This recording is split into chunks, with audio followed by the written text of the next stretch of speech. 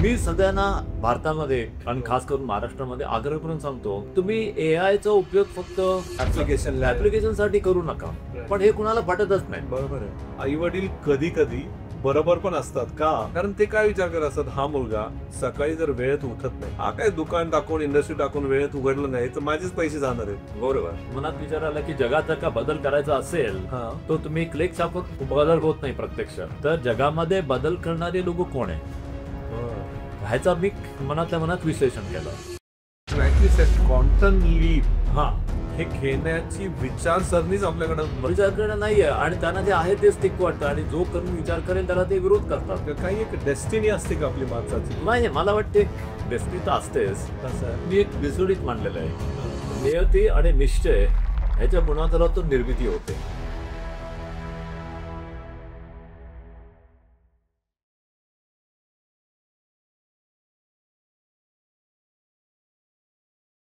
नमस्कार, thank you so much तुम्ही शोवर आले.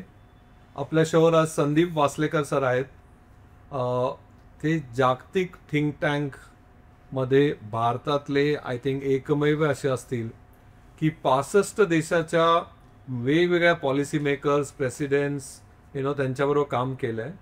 आणि सगळ्यात महत्त्वाचं म्हणजे की ते भारतीय रिलेटेड अशा गोष्टींवर तर कॉजवर काम नाही करत, पण let's say river joining across the countries, nuclear warfares, अशा गोष्टींवर ते काम करतात. We are so lucky sir तुम्ही आला आमच्या इथे. आणि सर आपण काय एकदम निवांत गप्पा मारू आणि आपले मराठी जे ऑडियन्स आहे त्यांच्यासाठी तुमच्याकडनं काय शिकता येईल ते बघूया. आणि सुरुवात आम्हाला सगळ्यांना तुमचं बालपण कसं होतं, तुम्ही कॉलेज कसं झालं, मग मला काही एक तुमची स्टोरी माहिती आहे, तुम्ही ते एक पत्र लिहिलं टाटांना आणि तिथून सगळं हे झालं, ते एसे लिहिला, ते जरा आम्हाला सांगा ना सर. माझं लहानपण डोंबिवलीमध्ये गेलं. तर डोंबिवलीमध्ये मी एका चाळीत राहत होतो आणि ती चाळ झोपडपट्टीच्या किनाऱ्यावरती होती. ओके. आणि एक झोपडपट्टीचा भाग नव्हती पण जवळजवळ त्याच्या किनाऱ्यावरती चाळ होती की एक टॉयलेट देखील कॉमन टॉयलेट होतं. तर त्यावेळेला सगळ्यात मोठं आव्हान सकाळी टॉयलेटच्या रांगेमध्ये उभं राहायचं आणि आपला नंबर कधी येतो तिथपर्यंत टेन्शन लागलेलं असायचं. तर असं सगळं होतं. आणि मराठी माध्यमाच्या शाळेमध्ये माझं पूर्ण शिक्षण झालं. डोंबिवलीला टिळकनगर विद्या मंदिर, पण मराठी माध्यमाच्या शाळेमध्ये ती चांगली शाळा होती आणि अजूनही चांगली आहे. तर तिथे माझं शिक्षण झालं. तर अशा या वातावरणामध्ये सगळ्यात मोठं निर्मत्ता असा जो होता तो मग ते एक मानसिक आणि वैचारिक निर्मत्ता. कारण या वातावरणामध्ये तुम्ही फार पुढचा विचार करत नाही. बरोबर. तेव्हा फार पलीकडचा विचार करत नाही, कारण आपण काहीतरी करून आपला आर्थिक अस्तित्व कसं टिकवायचं आणि ते पुढे कसं न्यायचं हाच विचार सगळ्यांच्या मनामध्ये येतो. ॲब्सोल्युटली. त्यामुळे सगळ्यांच्या मनामध्ये म्हणजे इच्छा होती की शाळा झाल्यानंतर कॉलेजमध्ये डिग्री घ्यायची, काहीतरी नोकरी करायची किंवा CA व्हायचं, डॉक्टर व्हायचं आणि इंजिनियर व्हायचं. पण ह्या पलीकडे काही कोणी विचार करत नव्हतं. तर अशा परिस्थितीमध्ये मी एक 10 वर्षाचा असल्यापासूनच जागतिक विषयांवरती विचार करायला सुरुवात केली. आणि मला काही शाळेमधून काही म्हणजे त्याबद्दल काही मिळत नव्हतं. तर झालं काय की मी जेव्हा 10 वर्षाचा होतो त्यावेळेला मानवाने चंद्रावरती पाय ठेवला. बर. आणि त्यामुळे तिथे जो लायन्स क्लब होता डोंबिवलीमधला त्यांनी एक विद्यार्थ्यांसाठी स्पर्धा ठेवली होती की जे मानवाने चंद्रावर पाय ठेवला त्या अनुषंगाने तुम्ही एक स्क्रॅप बुक करा, एक एक्झिबिशन करा म्हणून. तर मी त्यात भाग घेतला एक, आणि त्यात मला प्रथम पारितोषिक मिळालं. त्याच्यामुळे थोडी उत्तेजना मिळाली. अरे वा. आणि त्यानंतर माझा विचार मध्ये डोंबिवली, महाराष्ट्र सोडून आता डायरेक्ट चंद्रावर गेलो. भारत सोडून चंद्रावर गेलो म्हणजे संपूर्ण मग पृथ्वी आणि चंद्र असा विचार करायला लागला. आता डोंबिवलीमध्ये कुठले वाचनालय वगैरे नव्हतं, माहिती जगाची मिळवायची तर काही स्कोप नव्हता. बरोबर. तर अशा परिस्थितीमध्ये मला 2 वेगळे असे मार्ग सापडले की ज्यामुळे मी जगाचा अभ्यास करायला लागलो. ओके. ते म्हणते की आमच्या बाजूला एक वाण्याचं दुकान होतं. त्या वाण्याला 3 मुली होत्या. त्या एकीचं नाव होतं सुशिला. त्या सुशिलीचं लग्न मुंबईमध्ये कांदिवलीमध्ये एका रद्दीवाल्याशी झालं. तर तो रद्दीवाला तिचा नवरा हिच्याकडे म्हणजे तिच्या माहेरी म्हणजे आमच्या शेजारी तो यायचा. तर मी त्या रद्दीवाल्याला सांगितलं की मला जगाबद्दल माहिती कशी मिळेल. तो म्हणतो आमच्या रद्दीच्या दुकानामध्ये बरेच लोक टाईम मॅगझिन, लाईफ मॅगझिन वगैरे असं जुनं आणून देतात. तर मी त्याला म्हटलं की तू मला आणून दे म्हणून. मग तो रद्दीवाला तो होता, तो मला आणून द्यायचा. आणि मी ती महिन्याला 2 महिन्यातून एकदा सुशीला घरी यायची नवऱ्याबरोबर. आणि मी त्याच्या अगदी आतुरतेने वाट पाहत असे, कारण माझ्या दृष्टीने तो मध्ये खजिना होता. आणि तो दरवेळेला ती सगळी जुनी पुस्तकं आणि जुनी मॅगझिन रद्दीच्या दुकानात आणायचा. आणि त्यातून मी शिकायला लागलो त्या रद्दीवाल्यामुळे मला एक विजन मिळाली. दुसरं असं झालं की मी डोंबिवलीतून बाहेर कधी जात नसे.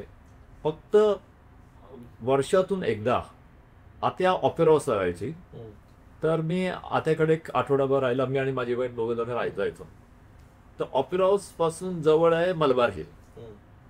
तर आत्याच्या बाजूलाची मुलं होती, त्यांच्याबरोबर मी कधीतरी मलबार हिलला फिरायला जायचो. तर मलबार हिलला परदेशी पर्यटक यायचे.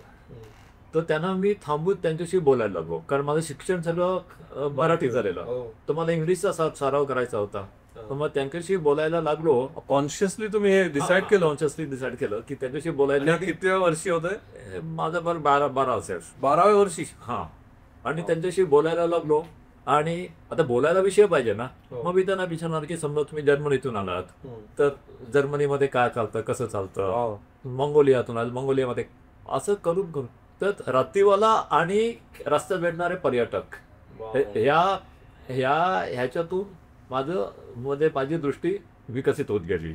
आणि हे 10 आणि 12 वर्षामध्ये तुम्ही केलं. हां, ठीक आहे, तुम्ही कॉन्शियसली एफर्ट टाकले. पण जर तुम्हाला अजून एक अशी गोष्ट वाटते का, काही एक डेस्टिनी असते का आपली माणसाची, की तो रद्दीवाला पण तुमच्या त्या वाहनाच्या मुलीबरोबर लग्न करणं आणि तुम्हाला ते सुचणं, असं डेस्टिनी असते का नाही का आपलं एक? नाही, मला वाटते डेस्टिनी तर असतेच. कसं म्हणजे मी माझं जे पुस्तक आहे एकादशीचा शो, हो. त्यामध्ये मी अगदी म्हटलेलं आहे की प्रत्येक मनुष्याची एक नियती असते. पण केवळ नियती म्हणून झालंच नाही, आपल्याला त्याबरोबर प्रयत्न करायला पाहिजे, निश्चय केले पाहिजे. म्हणून मी एक बिजोडीत मांडलेलं आहे. नियती आणि निश्चय ह्याच्या गुणांतरातून निर्मिती होते.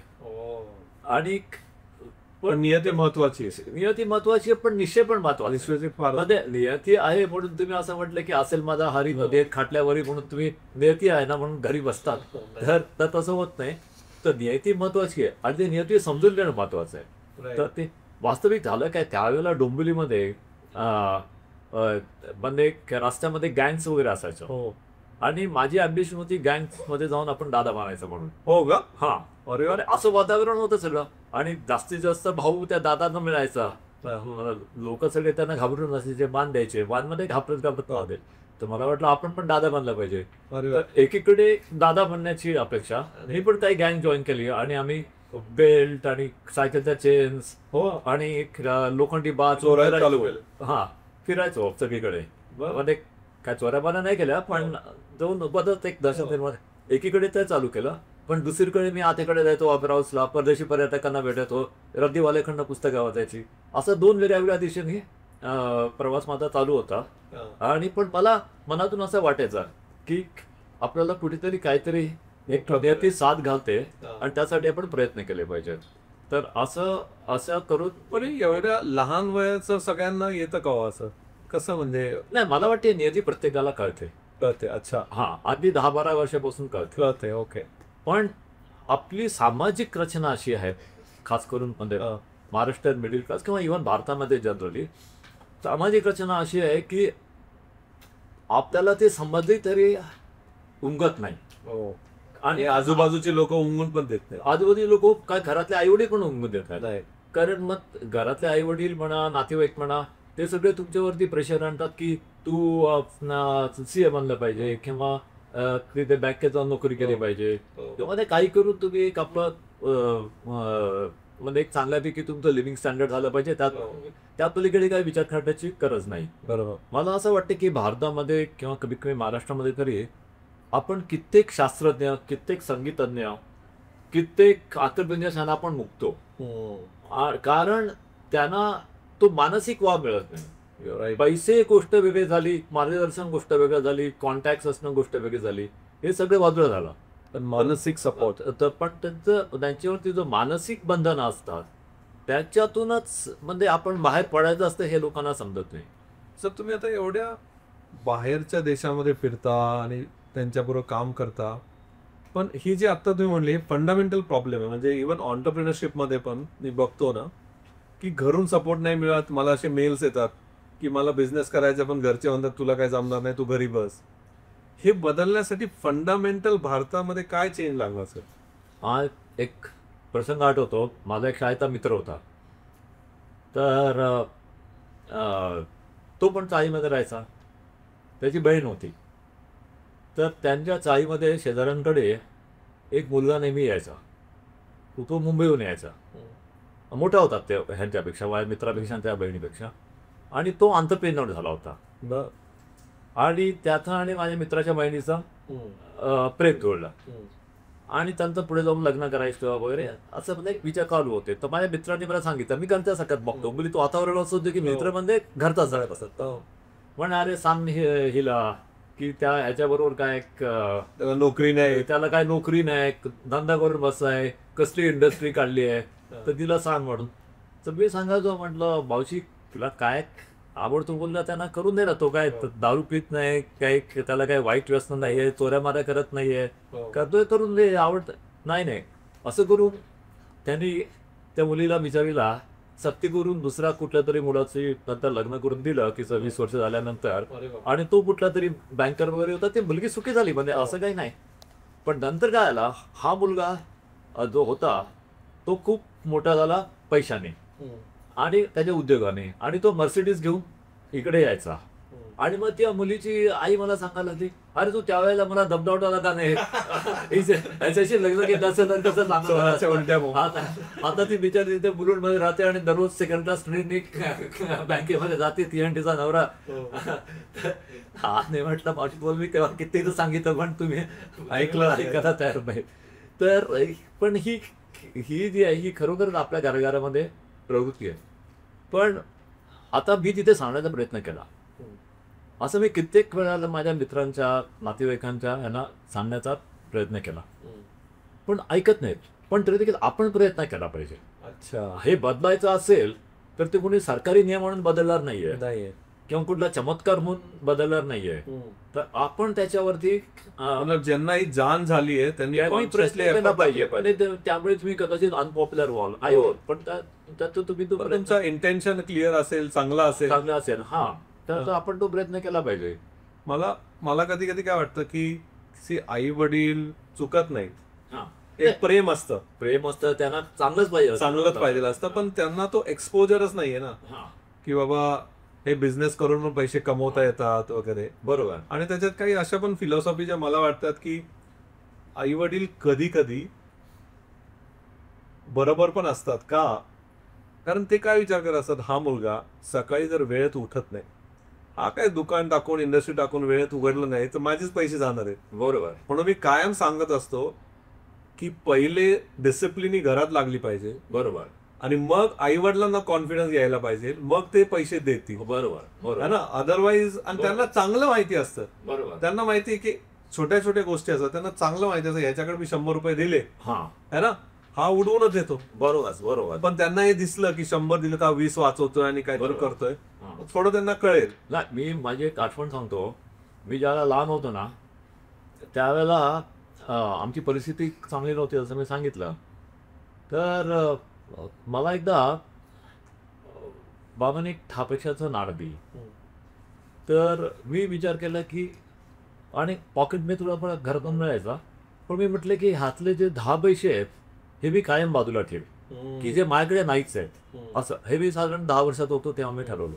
आणि मी काडेबिटी मला मिळाली जुनी, त्याच्यामध्ये मी ते 10 पैसे ठेवले आणि ते मी ते लपवून ठेवलं, स्वतःपासूनच लपवून ठेवलं.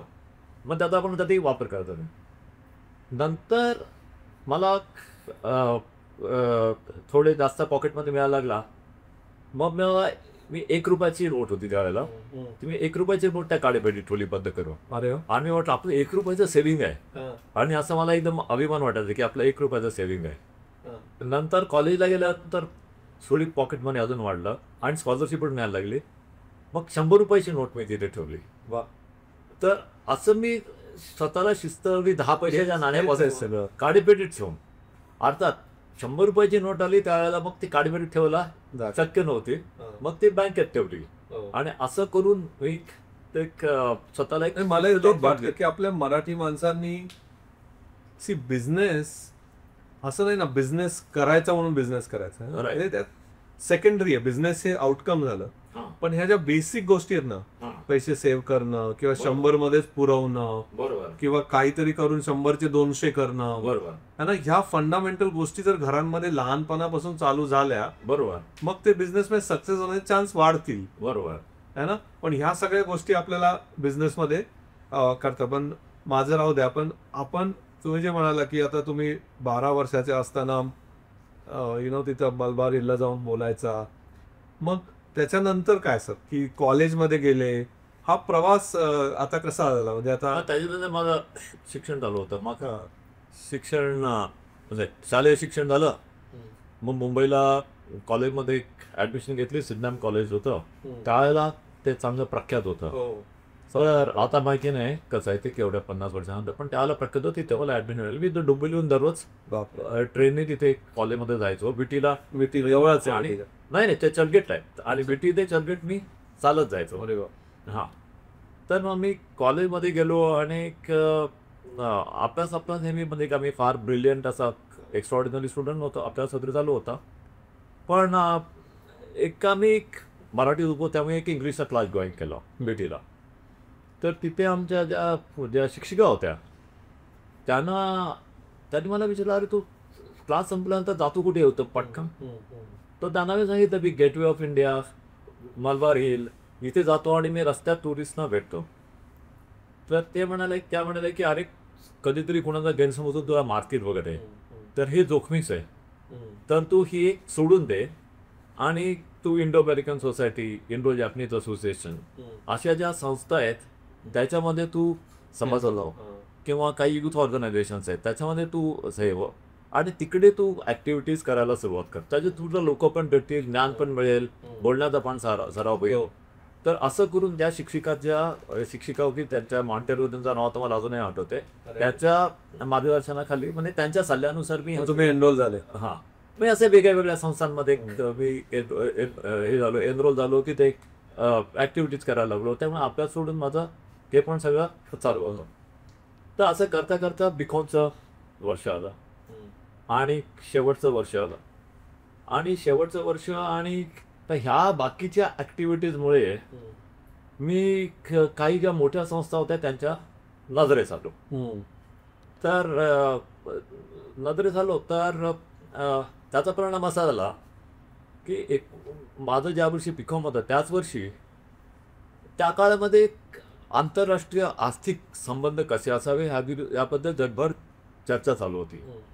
आणि म्हणून त्यासंबंधी जगामध्ये एक स्पेसमध्ये परिसंवाद ठेवला होता, आंतरराष्ट्रीय परिसंवाद. आणि त्यांना तरुण असे मेंबर्स ऑफ पार्लमेंट किंवा संस्थांतील रिसर्च संस्था असं जगातून सगळ्यांना त्यांना बोलवायचं होतं. तर भारतामध्ये त्यासाठी जी निवडणूक करण्याची जी समिती होती त्यांचे अध्यक्ष जे.आर.डी. टाटा होते. तर जे.आर.डी. टाटांनी मला पत्र पाठवलं की अशी परिषद आहे, तर का तुला इंटरेस्ट असेल तर तू एक निबंध लिहायला पाहिजे आणि तो निबंध जर का ॲक्टिव्ह झाला तर आम्ही तुझा विचार करू तुला स्पेनला पाठवण्यासाठी. तर अर्थात म्हणजे काही मला खाजगी पत्र नव्हतं लिहिलेलं. त्यांनी त्याच्या नजरेत अशा बऱ्याच असे वेगळ्या अशा सगळ्यांना एक प्रिंटेड पत्र होतं, त्यांची सही होती खालती. माझी 12 दिवसांनी बीकॉमची परीक्षा होती. आता त्यावेळेला आमच्या अभ्यासखंडीची स्टाईलमध्ये काय की शेवटचे बऱ्याच दिवसात करायची, म्हणून आमची परिस्थिती हालाकीची असल्यामुळे आम्ही 3-4 मित्र एकत्र अभ्यास करायचो आणि आम्ही पुस्तकं फाडायचो. आणि म्हणजे एक चॅप्टर वेगवेगळे करते. हा म्हणजे एक चॅप्टर नाही, पण एक अर्ध पुस्तक मी वाचणार, अर्ध पुस्तक तुम्ही वाचणार, तुमचं झालं की तुम्ही मला देणार, असं करून आम्ही अभ्यास केला पुस्तकं फाडून शेवटी.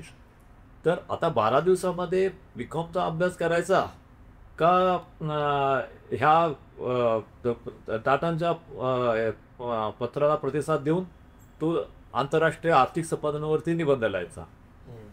तर माझी एक मैत्रीण त्या दिवशी भेटायला आली. ज्या दिवशी टाटांचं पत्र दुपारी आलं त्या संदर्भात माझी एक मैत्रीण आली भेटायला.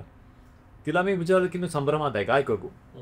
तर ती म्हणाली, हे बघ, तू बीकॉमचा अभ्यास फार नाही केला तर तुला फर्स्ट क्लास मिळणार नाही, पण तू पास तर होशील, तेवढा तू बुद्धिवान आहेस. पण समजा तुला फर्स्ट क्लास मिळाला तर जास्तीत जास्त कॉलेज CA व्हायला सोपं होईल.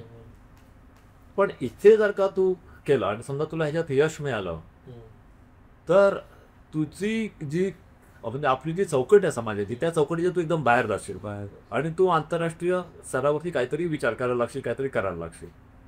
तर एक वेळ तू बीकॉमचा सेकंड क्लास किंवा फर्स्ट क्लास मिळण्याची रिस्क आहे, पण तू हे कर. असं करून तिने मला खूप प्रेरणा दिली.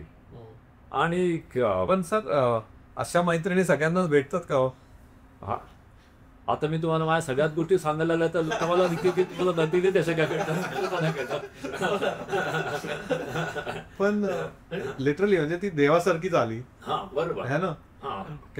Part of destiny, kind of a destiny. देवासारखी आली, त्याच दिवशी आली आणि तिने मला एवढी उत्तेजना दिली आणि तिने मला हे सगळं सांगितलं. मला असं म्हणजे युअर राईट, तुमची थिअरी की डेस्टिनी आणि नियती आणि निश्चय याच्या गुणाकारातून निर्मिती होते. पण आय थिंक नियती प्लीज म्हणजे त्यांना जर तुम्हाला न्यायचं आहे ना. आणि त्यानंतर मी पुढच्या 10 दिवसात तो तो निबंध लिहिला आणि तो मी टाटाची समिती होती तिकडे पाठवला. आणि त्यानंतर मला त्यांच्याकडनं काही कळलं नाही. आणि ती परिषद 3 महिने होती. आणि अचानक त्या परिषदेच्या आतल्या आठवड्यामध्ये मला त्यांचा फोन आला टाटांच्या ऑफिसमधून की तुमची निवड झालेली आहे आणि तुम्ही ताबडतोब स्पेनला जा.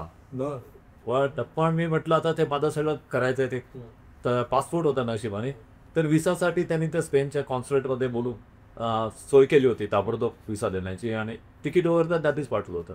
तर असं ते मी गेलो. तर स्पेनला गेलो तर तिथे मी एकटाच तरुण होतो. बाकी सगळे त्यांची डेफिनेशन होती यंग एपीज आणि युनिव्हर्सिटीचे रिसर्च डायरेक्टर, तर हे सगळे होते.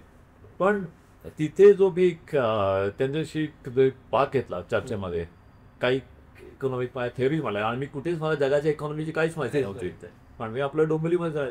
पण तुम्ही या सगळ्यांशी जे बोलला नैरोबी या कंट्रीजशी, तेच तुमचं अभ्यास आहे ना सगळा. तुम्हाला ते बेसिक तरी माहिती होती काय कुठे चाललंय. बेसिक माहिती होतं पण त्याच्यामध्ये विचाराचा जास्त भाग होता. विचाराचं माझं वाचन तसं लिमिटेड होतं. आपल्या रद्दीवाल्या लक्ष्मीचंद मला आणून द्यायचे. नाव लक्ष्मीचंद आता आठवलं मला लक्ष्मीचंद. तर ते मला आणून द्यायचे पुस्तकं. आणि आपलीकडे आपली कॉलेजची पुस्तकं त्याच्या वेळेला काय नव्हती, त्यावेळेला इंटरनेट नव्हतं, काय नव्हतं. तर म्हणून मला एक कॉन्फिडन्स आला तिथून. आणि मग आल्यानंतर मी स्वतःहूनच एक स्वतंत्रपणे एक निबंध लिहिला की जगाची आर्थिक व्यवस्था जी आहे त्याची संरचना कशी करता येईल. त्याच्यावर माझं वय होतं 20. आणि तो निबंध घेऊन मी सरळ फायनान्शियल एक्सप्रेसच्या ऑफिसमध्ये गेलो मुंबईला. आणि तिथे एक चष्मीस काका बसले होते, त्यांना मी दिला. त्यांना ठेव इथे बघतो. आणि त्याने 15 दिवसांनी खरोखर तो प्रसिद्ध केला फायनान्शियल एक्सप्रेस. फायनान्शियल प्रसिद्ध केल्यानंतर आता आधी तर पुढे काय करायचे बेनला जाऊन आलो होतो, पण एक विजन होती पण फायनान्शियली काही नव्हतं. तर आमच्या जवळ एक श्रीमंत कुटुंब होतं आणि त्यांच्या घरातला एक जो माणूस होता तो हिंदुस्थान लेवलमध्ये काम करायचा. आणि हिंदुस्थान लेवलमध्ये फोटोकॉपिंग मशीन करायला आलं होतं, ते नवीन होतं. तर त्यांना मी हे दाखवलं आलं. तर त्यांनी मला त्याच्या ऑफिसमधून 20-25 कॉपीज करून दिल्या त्याचा. आणि मी काय केलं, ती फोटोकॉपी मी जागतिक बँकेचे अध्यक्ष रॉबर्ट मॅकनामारा, नोबेल पारितोषिक इकॉनॉमिक्सचं नोबेल पारितोषिक मिळालेले पहिले एक अर्थशास्त्रज्ञ जॅन किटबर्जन, ह्या सगळ्यांना मी त्या कॉपीज पाठवल्या. आणि मी 35 रुपये देऊन मला आठवतं एक लेटरेट करून घेतलं. त्याच्यावर फक्त माझं नाव होतं संदीप वासलेकर आणि पत्ता. सुदैवाने त्यावेळेला गुगल नावाचा प्रकार नव्हता, इंटरनेट नव्हता, त्यामुळे कोणी माझ्यावरती शोध घेऊ शकलं नाही. आणि कोणालाच माझी पार्श्वभूमी माहिती नव्हती. त्यामुळे त्यांना जे समोर दिसलं ते फक्त लेख, त्याच्या पलीकडे काही नाही. आणि संपूर्ण जगातून त्याच्यावर प्रतिक्रिया यायला लागल्या. आणि जगातले त्यावेळेला जे जे प्रसिद्ध शास्त्रज्ञ होते अर्थशास्त्रातले, जॅक टिनबर्जन होते, हान्स सिंगर होते, एक विल्यम क्लाईन म्हणून होते, एक मोहम्मद दियावर होते आफ्रिकेतले, गमानी खरी होते श्रीलंकेचे. मला अजूनही सगळी नावं आठवत आहेत 1900 सालाची. या सगळ्यांनी मला पत्र लिहून पाठिंबा दिला आणि ते नोबेल पारितोषिक जॅक टिनबर्जन म्हणाले की जगाच्या आर्थिक व्यवस्थेच्या भवितव्याला हा लेख खूप मार्गदर्शक आहे. वा. आणि माझं वय 20, ह्यांना कोणालाच पत्ता नाही, पण मी मग तो म्हटलं असेल प्रोफेसर संदीप वासलेकर लिहायचं राहिलं तर ते नाही, त्यांनी गृहीत धरलं की प्रोफेसर असणार किंवा कोणी माझी निवृत्त झालेला अर्थमंत्री आहे असं त्यांना सगळं वाटत होतं. तर असं झाल्यानंतर मग मला उत्साह आला. त्यानंतर मी काही देशाच्या सरकारांना पाठवला, अमेरिकेचं सरकार, त्याच्या आली. हां, तुम्हाला हे 25 लोकांना पाठवायचं सुचलं कसं? आणि मनात विचार आला की जगात जर का बदल करायचा असेल तो तुम्ही क्लिक छापून बदल होत नाही प्रत्यक्ष. राईट. तर जगामध्ये बदल करणारे लोक कोण आहे, ह्याचा मी मनातल्या मनात विश्लेषण केलं. अच्छा. तर सगळ्यात महत्त्वाचा बदल करणारे म्हणजे विविध देशातली सरकारं आणि आंतरराष्ट्रीय संघटना म्हणजे जागतिक बँक, युनो. आणि दुसरं पण ह्यांना बदल करा म्हणून सांगणारे कोण आहेत, तर ते शास्त्रज्ञ. म्हणून असं करून मी ते शास्त्रज्ञ आणि जागतिक बँकेचे अध्यक्ष, युनोचे अधिकारी यांना पाठवलं. हां, सर हेच अॅनॉलॉजी घेऊन आपल्याला काही बिझनेसमध्ये इम्प्लिमेंट करता येईल का हो? की मोठा विचार करायचा किंवा you should reach the right target, म्हणजे जिथं जे तुम्ही जे म्हणाले की मनामध्ये तुम्ही ठरवलं की यांना पाठवलं तर माझा इम्पॅक्ट कळेल, असं काही आहे का बिझनेसमध्ये करता येईल का? नाही, नक्कीच करता येईल. पण ह्या सगळ्यामध्ये महत्त्वाचं आहे की तुमच्याकडे विजन पाहिजे, दूरदृष्टी पाहिजे. आणि त्यावरती समाजाने जरी निर्बंध घातली तरी तुम्ही त्याला जुगारलं पाहिजे. आता उदाहरणार्थ तुमचं जे क्षेत्र आहे AI, त्याचा आपण विचार करतो. मी सगळ्यांना भारतामध्ये आणि खास करून महाराष्ट्रामध्ये आग्रह करून सांगतो की तुम्ही AIचा उपयोग फक्त ऍप्लिकेशनसाठी करू नका. पण हे कुणाला पटतच नाही. बरोबर आहे. सगळेजण म्हणतात नाही, पण तिकडनं मायक्रोसॉफ्टकडनं, अमेझॉनकडनं आपल्याला क्लाउड मिळतो, मेटाकडनं क्लाउड फक्त टाईप करायचं. येतो. आपण ऍप्लिकेशन केलेलं बरं. त्याच्यामध्ये आपण उलट कॉस्ट कमी करून आपण जर का आपल्या शेतीला फायदा करून दिला, आपल्या वैद्यकीय ह्याला आपण एक इन्स्टिट्यूशन्स आहेत त्यांना फायदा करून दिला, तर कशाला भानगडीत पडायचं. त्यामुळे लोक विचारच करत नाही. मला आता तुमच्या क्षेत्रातलं काही कळत नाही, तरी पण मला एवढं कळते की हे फक्त मोस्टली ऍप्लिकेशनसाठी करतात. आणि दुसरं म्हणजे सरकारचे प्रयत्न चालू आहेत, सरकारने AI पॉलिसी काढलेली आहे आणि त्याचे प्रयत्न चालू आहेत की भारतातलं कॉम्प्युटिंग वाढवलं पाहिजे, डेटा सेंटर्स वाढवले पाहिजे.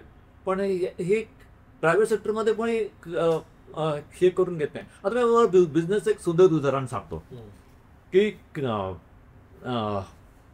मला एक बँगलोरमध्ये एका सुप्रसिद्ध सॉफ्टवेअर कंपनीचे संस्थापक, त्याचं मी नाव घेत नाही, हो ठीक आहे, ते मला भेटले होते. म्हणजे त्यांनी मला बोलवलं होतं चर्चेला आणि मी त्यांच्या बँगलोरमधल्या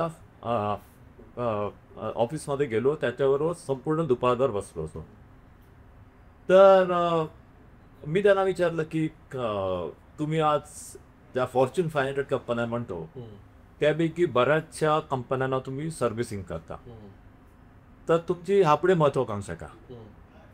तर ते म्हणाले की मी समजा काही 100 कंपन्यांना सर्व्हिसिंग करत असेल, माझी मत असे की सगळ्या 500 कंपन्यांना मी केली पाहिजे.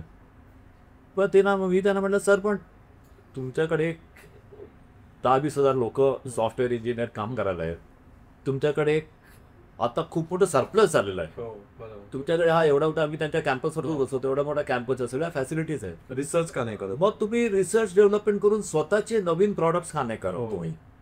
तुम्हाला केवळ सर्व्हिसिंग का करायची आहे? पण त्यांना हा विचारच पटला नाही. आता तर मी हसलो. तर ते म्हणाले का हसला म्हणून, तुला काय कळत नाही म्हणे. पण मी का हसलो ते काय म्हणाले, त्याच वेळेत मला फ्रँकफर्टमध्ये एक चिनी बिझनेसमॅन भेटला होता आणि तो मला वेगवेगळ्या कॉन्फरन्सेसमध्ये तो भेटायचा. तर त्या चिनी बिझनेसमॅनने काय केलं होतं की तो चादरी एक्सपोर्ट करायचा, चादरी फक्त करायचा बेचण्यावरचा, आणि त्याचा $500 मिलियन म्हणजे फक्त 50 कोटी टर्नओव्हर झाला. 50 कोटी टर्नओव्हर झाल्यावर त्यांनी काय केलं की त्याचे जे सगळे जो सरप्लस पैसे होते ते त्यांनी नॅनो टेक्नॉलॉजीमध्ये इन्व्हेस्ट केले. आणि नॅनो टेक्नॉलॉजीमध्ये इन्व्हेस्ट केल्यानंतर त्यांनी काही नवीन प्रकारचं पेंट आणि नवीन प्रकारची सिमेंट उत्पादन करायला सुरुवात केली. आणि त्याची कॉस्ट एवढी कमी केली होती म्हणजे ती नॅनो टेक्नॉलॉजीमुळे शक्य झाली की त्यांनी त्याचे जे जे जे मटेरियल होतं त्याचं सगळं मार्केटच सोडलं आणि ह्याची 2 वर्षामध्ये संपूर्ण मोनोपॉली झाली. आणि हा जो $500 मिलियन हा जो टर्नओव्हर होता त्याचा 2 वर्षामध्ये बिलियन्समध्ये गेला तो. सर आता सर पण म्हणजे एकीकडे तसं $500 मिलियन जास्त नाहीये, $50 कोटी टर्नओव्हर बऱ्याच झालं तसं. तर पण तो चादरी विकणारा असा विचार करून त्यांनी एक IT इंडस्ट्रीचे ओनर असा विचार आणि इकडे IT इंडस्ट्रीचे खूप मोठे ओनर ज्यांचा सरकार जागी दबदबा आहे, 1000 लोक काम करताय, पण ते म्हणतात मला काही करायचं नाही. आणि तिथं तो एक छोटा चादरी विकणारा एक गुजरी रचिनी माणसाची पुस्तक त्याचं नाव आहे कैफुली आणि हा तुमच्या क्षेत्राचा आहे की. तर हा साधा एक व्यावसायिक होता, चांगला होता, इंजिनियर, चांगला मॅनेजर होता. तो पायऱ्या चढत चढत गुगलचा तो चायनामधला चीफ झाला. पण त्यांनी त्याची जे पैसे त्याला मिळायचे बाजूला मला पॅकेज अर्थातच खूप मोठं असणार, गुगलला चायनाचा सीओ ने मिलियन्समध्ये तर त्यांनी ते 60 ते 62 कंपन्यांमध्ये इन्व्हेस्ट केले. अच्छा. आणि नंतर त्यांनी गुगल सोडलं आणि हा पदारी माणूस आज चायनाचा अलिबाबासारखा सगळ्यात मोठा इंडस्ट्रियलिस्ट झाला आहे. आणि आता जी ChatGPTचं जे तंत्रज्ञान आलेलं आहे GPT-4 त्याला आव्हान देणाऱ्या त्यांनी नवीन AI ची टेक्नॉलॉजी चीनमध्ये काढली आहे आणि ते GPT-4च्या पुढे जाते. बापरे. हा पण हे म्हणजे एक साधा सीओ, साधा नाही आहे सीओ गुगलचा काय, पण आपल्याकडे देखील आता भारताचे ज्या मल्टीनॅशनल कंपन्यांचे सीओ आहेत, पण ह्यापैकी किती जणांनी 65 नवीन बिझनेसेस ते देखील नवीन तंत्रज्ञानातले आणि या सगळ्या 65 कंपन्या AI मधल्या आहेत आणि त्यातल्या अनेक युनिकॉर्न झाल्या. तर हा जो विचार करण्याचा जो हे आहे आणि विजन आहे तेच आपल्याकडे जरा मिसिंग की. आणि दुसरं समाज पण सांगतो, आता मी ज्या वेळेला सांगतो की तुम्ही क्वांटम लीप घ्या, तुम्ही मला सगळं म्हणतात गरज काय आहे की आपण जे आहे ते सगळं करूया. तुम्ही आता AI मध्ये तुम्ही जर का बघितलं तर आता जी आपल्याकडचे बरेचसे लोक आहेत ते सगळं असंच म्हणतात की आपण ऍप्लिकेशन करूया. आता दुसरं उदाहरण काय इंडस्ट्रीचं फार्मामध्ये, आता फार्मा किंवा जे लाईफ सायन्सेस आहेत किंवा बायोटेक्नॉलॉजी हे सगळं आलं त्याच्यामध्ये, सिंथेटिक बायोलॉजी.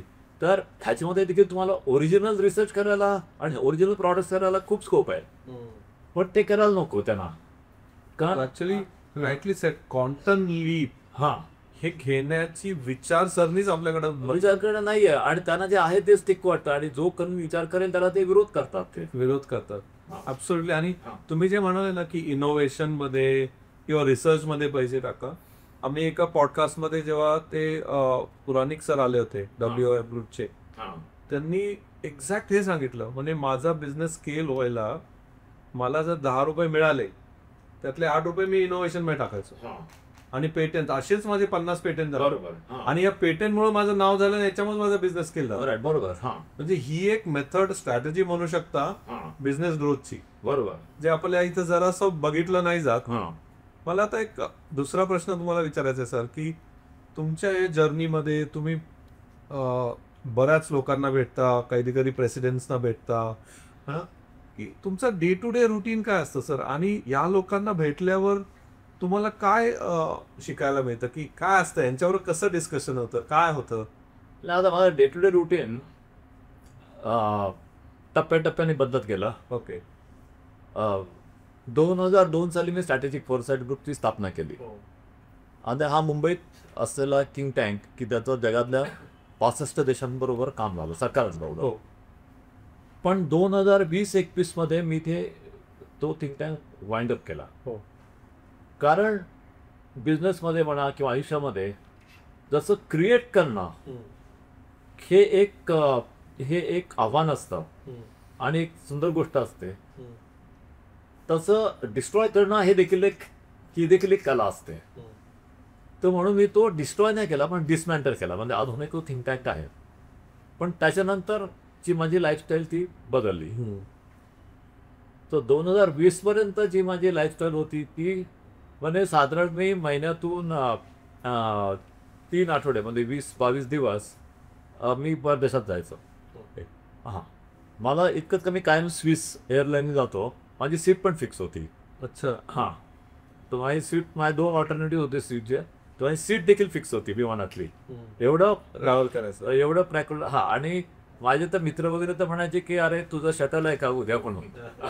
तर मी ते मुंबई जुरिक शटलच समजायचो. तर फिक्स टाईम मला ते जुरिकून सकाळी 9 मध्ये निघतं, रात्री इकडनं 1 वाजता निघतं. तर मग ते शटलच होतं, सीट फिक्स, सगळं फिक्स होतं तिथे. तर त्यावेळेची लाईफस्टाईल वेगळी होती. त्यावेळेला जनरली ब्रेकफास्ट एका देशामध्ये, लंच दुसऱ्या देशामध्ये, रात्रीचं डिनर तिसऱ्या देशामध्ये, असं बरेचदा चालायचं. सौदीचा शेख सारखं. नाही, पण शेक नाही, पण माझा केवढं बुद्धी नव्हता, माझ्याकडे पैसे नव्हते, पण रिसोर्सेस तरी उपलब्ध व्हायचे. पण हा लोकांना तुम्ही जेव्हा भेटता, हां. या मोठ्या मोठ्या लोकांना, जसे रशियाच्या प्रेसिडेंट बरोबर तुम्ही काम केलं है ना, फ्रान्समध्ये तुम्ही काम केलं, काय असतं, आपण काय शिकलं पाहिजे यांच्याकडून? नाही, मी ह्या सगळ्यांबरोबर जे मी काम केलंय, हां, तर आत्ताच मी म्हणजे काही दिवसांपूर्वी मी जेफ्री हिंटनना भेटलो. आता त्या AI क्षेत्रामधले ते मोठे शास्त्रज्ञ, त्यांनी न्यूरल नेटवर्कचा शोध लावला आणि आणि त्यांना आता नोबेल पारितोषिक शिकण्याला. तर मी जेफ्री हिंटनची गंमत सांगतो. जेफ्री हिंटन ह्यांचा स्वभाव खूप रिक्लुझिव्ह आहे, ते कोणालाही भेटत नाही बिलकुल. तर मी टोरंटोमध्ये गेलो होतो. माझं जे लेटेस्ट पुस्तक आहे, अ वर्ल्ड विदाउट वॉर, तर त्या पुस्तकावरती बऱ्याचशीकडे मला व्याख्यानं द्यायला बोलवतं. तर आता ही माझी लाईफस्टाईल वेगळी झालेली आहे यावेळेला. म्हणजे आता मी जास्त ते डिसमेंटल केलं टिपला सगळीकडे. आता मी पुस्तकं म्हणजे केवळ बौद्धिक आणि तर मी तिथे होतो. तर तिथे त्या जेफ्री हिंटनना एका टोरंटोच्या प्रोफेसरकडनं कळलं की मी जिथे आहे आणि माझे असे विचार आहेत की AIचे जगात काय परिणाम होऊ शकतात. तर एका टोरंटोच्या प्रोफेसरने जेफ्री हिंटनना रात्री 11:59 एक ईमेल पाठवली की संदीप वासेकर इथे, त्यांच्याशी मी आज भेटलो, त्यांचे असे विचार आहेत, असं त्यांचं विश्लेषण हे आहे बदल, आणि त्याची AIची बॅकग्राऊंड ना कधी पण हे आहे. सकाळी 1:37 जेफ्री हिंटननी त्यांना ईमेल पाठवली, तुम्ही काय करून नाही त्यांच्याशी मीटिंग, संदीप वासेकरांची मीटिंग अरेंज करून द्या. हां, आणि त्यांना घरी बोलवा. मग त्यांनी सुचवलं. सकाळपर्यंत जेफ्री हिंटनचे मला 3 मेसेज की हा माझा मोबाईल नंबर, हे माझी प्रायव्हेट ईमेल, तर तुम्ही शनिवारी माझ्याकडे या भारतात जायच्या आधी. तर मी त्यांच्याकडे गेलो, आमची चर्चा झाली. तर ह्या सगळ्या अशा तऱ्हेच्या ज्या सगळ्या बिल्डिंग होत्या, त्या सगळ्या केवळ एका शक्तीवरती चालतात. त्यामध्ये कल्पना आणि बुद्धिमत्ता आणि तुमची विजन. मला जगातले अनेक नेते भेटतात आणि ते केवळ ह्या जोरावर भेटतात. एकदा मला एक अनुभव आला की मी ओमानला गेलो होतो आणि ओमानला त्यावेळेला परराष्ट्रमंत्री होती युसुफ बिन अलावी. मी जायच्या आधीच 3-4 दिवस आधी भारताचे परराष्ट्रमंत्री होते, त्यावेळेचे जे परराष्ट्रमंत्री होते, म्हणजे 15 वर्षापूर्वीची गोष्ट आहे, ते गेले होते. तर ओमानचे परराष्ट्रमंत्री भारताचे परराष्ट्रमंत्री भेटले, त्यांची औपचारिक भेट झाली वगैरे. नंतर आणि मी कधीही भारताच्या राजदूतांना संपर्क साधत नाही, कधी नाही. इव्हन त्यांनी संपर्क जरी साधला तरी मी त्यांना भेटत नाही. मी डायरेक्टली माझा 1-to-1 संबंध असतो जागतिक नेत्यांबरोबर. तर युसुफ बिन अलावींनी मला भेटायला बोलवलं होतं चर्चासाठी आणि मी त्यांना भेटतो त्यांच्या ऑफिसमध्ये. तर आमची 2-3 तास चर्चा चालते. तर भारताचे त्यावेळेचे राजदूत होते मस्कतमधले, त्यांना कळलं की ओमानचे परराष्ट्रमंत्री आपल्या परराष्ट्रमंत्र्यांना औपचारिकदृष्ट्या 1 तास भेटले वगैरे, सन्मानाने भेटले, पण मला एका मैत्रीच्या स्वरूपामध्ये 2-3 तास भेटले, गप्पा मारत होते. त्यांनी मला बाकीचे जे सगळे जे ओमानचे नेते होते त्यांची ओळख करून दिली. तर त्या आपल्या राजदूताला राग आला की हा एका मला न सांगता हा या प्रायव्हेट एका सिटीजला तुम्ही, पण हे का केलं? तर जेव्हा ते आपल्या नेत्यांना भेटतात तेव्हा आपला राष्ट्रांमधले संबंध असतात, प्रोटोकॉल असतात, त्याप्रमाणे देतात. मला जेव्हा भेटतात ते केवळ नवीन कल्पना जगामध्ये काय बदल व्हायला पाहिजे ह्या संबंधी विचार विमर्श करायला करतात. आमचा आता एक ब्रँड झालाय की जगाचं सगळ्या देशांना जोडायचं कसं, त्यांच्या रिव्हर कशा जोडायच्या, न्यूक्लिअर आहे ना, बरोबर. वेगळा नवीन विचार करणं बरोबर. है ना. आणि AI आज मोठा चाललाय.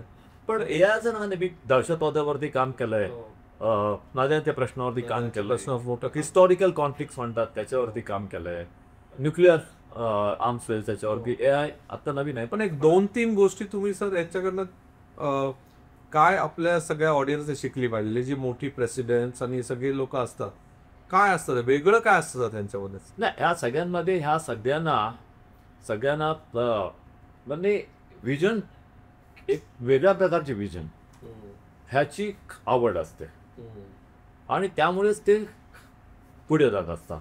जगाचा कुठलाही नेता असो त्याची काहीतरी विजन असते आणि त्या विजनच्या बरोबर त्याची सम करण्याची एक्झिक्यूट करण्याची ताकद असते, इच्छा असते. हा, तर त्याच्यामुळे हे म्हणजे विजन एक व्हेरी व्हेरी इम्पॉर्टंट आहे सगळ्यामध्ये. तुम्हाला मी सांगतो, महाराष्ट्रात फक्त बोलायला झालं तर आपण फक्त $1 ट्रिलियन इकॉनॉमी म्हणजे आज 500 बिलियन आहे, ती 1 ट्रिलियन ह्या पलीकडे विचार करत नाही. बरोबर.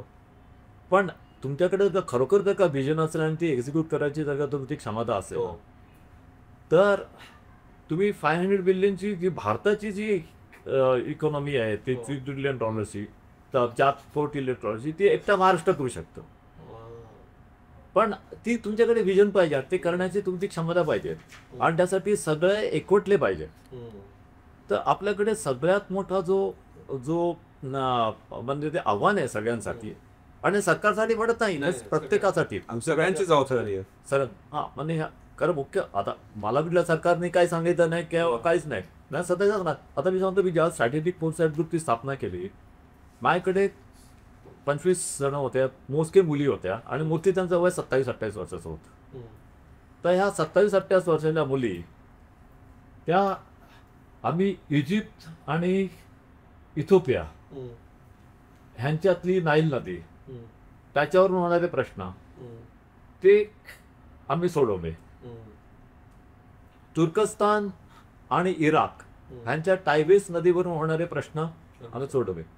तर आणि हे सोडवल्यामध्ये मी त्याच्यामध्ये एक लिडरशिप होतो माझी, पण ह्या 28 वर्षाच्या मुली सोडवत होत्या. म्हणजे 28 वर्षाच्या मुली मुंबईतल्या छोट्या ऑफिसमध्ये बसून इजिप्तने त्यांचं धोरण कसं करावं, कतारने कसं धोरण, इराकने धोरण कसं करावं, तुर्कस्तानने कसं करावं असं सुचवतात आणि त्या ऐकतात. म्हणजे तिकडचे राष्ट्राध्यक्ष ऐकतात. कारण याच्यामुळे एक म्हणजे आता ह्या मुलींना काय म्हणजे काय केवळ माझ्या ऑफिसमध्ये एक काम करत्या, तर मी काय त्याच्याकडे एक म्हणजे ब्रिलियन्स होता, त्यांच्याकडे ब्रिलियन्स होता म्हणून ह्या मुली हे प्रश्न सोडवत होता. आता समजा माझी मुलगी म्हणजे माझ्या ऑफिसमध्ये काम करणारी मुलगी जनेना तिचं नाव, ती 18 सालापर्यंत माझ्याकडे एक रिसर्चर म्हणून, एक संशोधक म्हणून काम करत होती आणि 2019 साली ती पनामाची परराष्ट्र मंत्री झाली. हा, आपली भारतीय मुलगी, पण तिचं थोडं लाईनेज होतं पनामध्ये. तर मी असा विचार केला की तर ती माझ्याकडे माझ्या ऑफिसमध्ये दररोज माझ्या समोर बसणारी मुलगी ती 19 साली ती परराष्ट्रमंत्री झाली. मागचे 5 वर्ष ती परराष्ट्रमंत्री होती. आता पनामामध्ये कुठल्याही ऑफिस तुम्ही 1 टर्मच घेऊ शकता, 2 टर्म घेऊ शकत नाही. तर त्याच्यामुळे आता ती 24 साली मला 3 महिन्यापूर्वी तिची टर्म संपली. ह्या काळामध्ये तिने पनामाला युरोच्या सिक्युरिटी काउन्सिलमध्ये मेंबरशिप मिळवून दिली. हां, तर अशी आता ह्या सगळ्या 30-35 वर्षाच्या मुली त्या सगळं करू शकतात. हा, तर मी त्यांना काही ब्रिलियन्स वगैरे दिला नाही, तर त्यांचं ब्रिलियन्स मी त्यांना फक्त एक फ्रेमवर्क दिला आणि त्या फ्रेमवर्कमध्ये त्यांना विचार करण्याची एक मी त्यांना एक प्रगल्भ विचार करण्याची मी त्यांना एक पॉसिबिलिटी, एक शक्यता दिली आणि त्याच्यातून हे सगळं झालं. मी आपल्याकडे काही केलं नाही. मी त्यांना फ्रेमवर्क दिलं, मी त्यांना एक्सपोजर दिलं. माझ्याकडच्या सगळ्या मुली वर्षातून साधारण 5 ते 6 वेळा परदेशात जायचं, निरनिराळ्या देशाच्या मंत्र्यांना, अधिकाऱ्यांना भेटायचं, ही सगळी मी वाव दिला.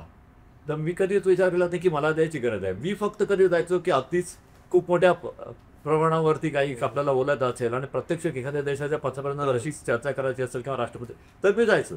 पण बाकी सगळे जर का असायचे तर मी केअरफुली न पाठवायचो आणि 27 ते 35 वर्षाच्या ह्या वयोगटातल्या मुली यांनी जगामधले अनेक प्रॉब्लेम सोडवले आणि मुंबईत बसून एका छोट्या ऑफिसमध्ये बसून आणि त्यांना- असाच काही फ्रेमवर्क आपण आता शेवटचे 1-2 प्रश्न घेऊ. असाच काही फ्रेमवर्क आहे का की जो महाराष्ट्रातल्या ऑन्टरप्रिनर साठी तुम्हाला वाटतं की एकदम हाय लेवल असं त्यांनी केलं पाहिजे? काय अशा 1-2 गोष्टी?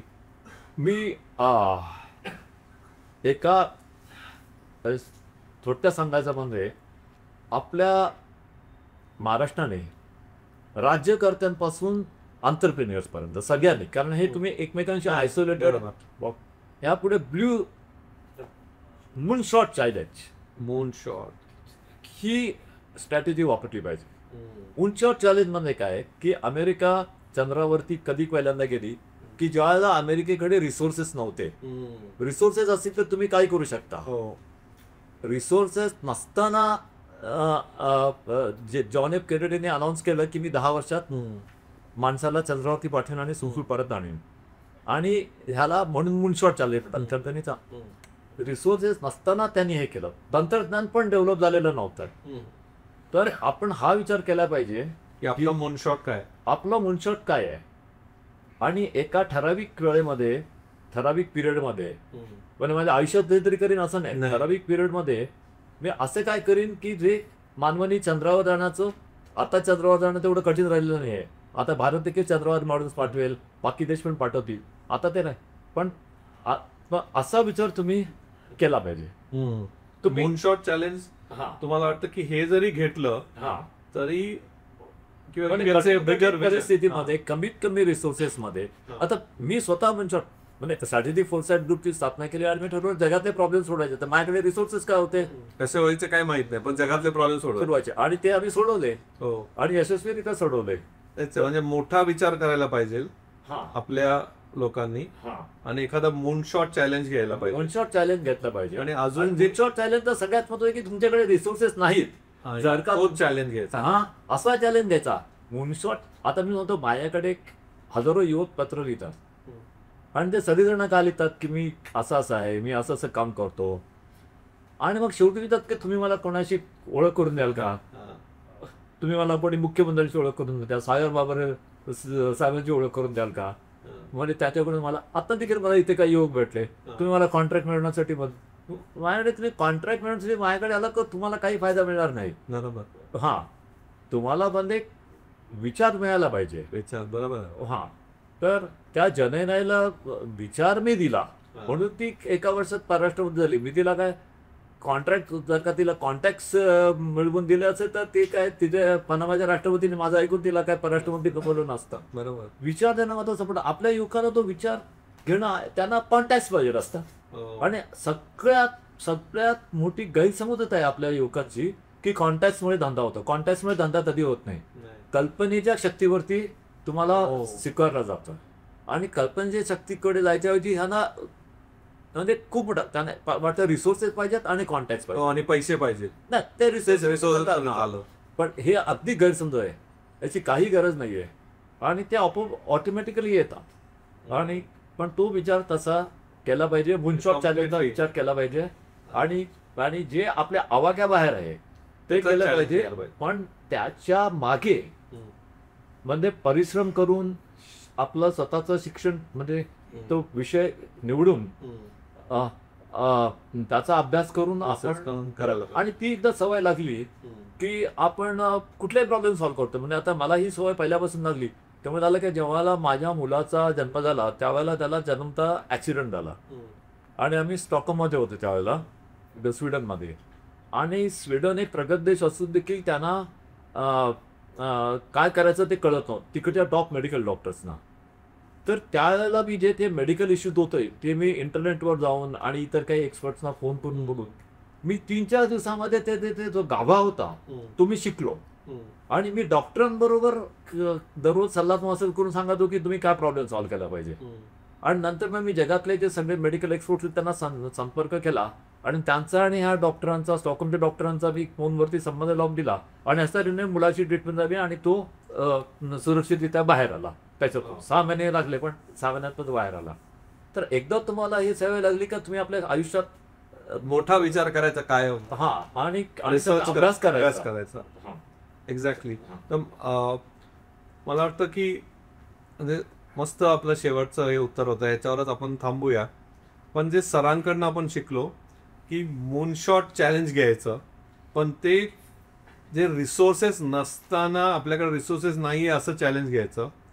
आणि हे सगळे जगातले लीडर्स आय थिंक सगळ्यात मोठी डिफरन्सिएशन त्यांच्याकडे आहे की ते मोठा विचार करतात, त्यांचं विजन मोठं असतं आणि ते दुसऱ्यांकडनं पण मोठा विचार अप्रिशिएट करतात आणि अशीच लोक जवळ आणतात हा. ज्यांचे मोठे विचार आहेत आणि ते एक्झिक्यूट पण करतात. प्लस मला वाटतं की जे आपण बोललो याच्यात मी जे शिकलो तुमच्याकडून की आता ऑन्टरप्रिनरशिप जर कोणाला चालू करायची असेल किंवा कुठलंही मोठं काम करायचं असेल तर ते असं नाही कॉलेज झाल्यावर केलं पाहिजे. ते 5वी पासून 7वी पासूनच त्याच्या मागे लागलं पाहिजे. नॉट फुल टाइम, पण जसं तुम्ही फॉरेनर्सला जाऊन भेटायचे मलबार हिलला किंवा रद्दीवाल्याकडनं वाचलं, अशा गोष्टी आपल्याला सगळ्यांना करायला पाहिजे. ऑन्टरप्रिनरशिपमध्ये पण असं व्हायला पाहिजे आणि पॅशन तुमच्यासाठी ही फार फार मोठी गोष्ट आहे. तर हे सगळं आपण बिझनेसमध्ये सगळ्यांनी शिकून इम्प्लिमेंट करूया. सर थँक्यू सो मच, खूप मजा आली बोलून. आणि अजून माझ्या मते अजून एक पॉडकास्ट आपला व्हायला पाहिजे, पण ह्यावेळेस खूपच मजा आली सर. थँक्यू. भेटून खूप आनंद झाला. Thank you sir. हा थँक्यू. थँक्यू.